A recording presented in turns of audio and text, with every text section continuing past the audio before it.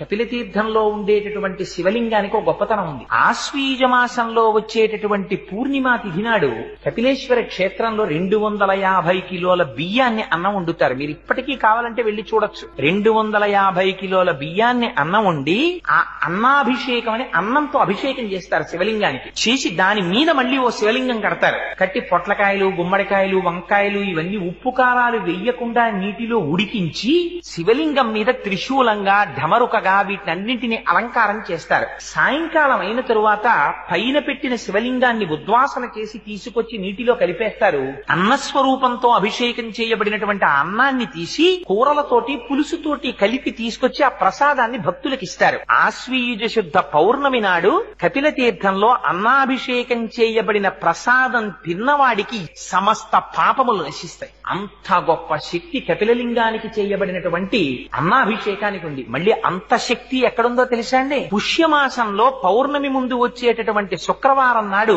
ఆ కపిలేశ్వర స్వామి వారి యొక్క శక్తి స్వరూపమైన కామాక్షి అమ్మవారికి అంత అలంకారం తీసేసి చీర కూడా చందనంతో కట్టేస్తారు. గంధంతో చీర కట్టేస్తారు, గంధంతో అంచులు పెడతారు, గంధంతో జాకెట్ పెడతారు, గంధంతోటే అలంకారం అంతా చేసేస్తారు. అమ్మవారిని అలా దర్శనం చేస్తే సమస్త పాపములు నశిస్తాయి. కపిల తీర్థం ఎంత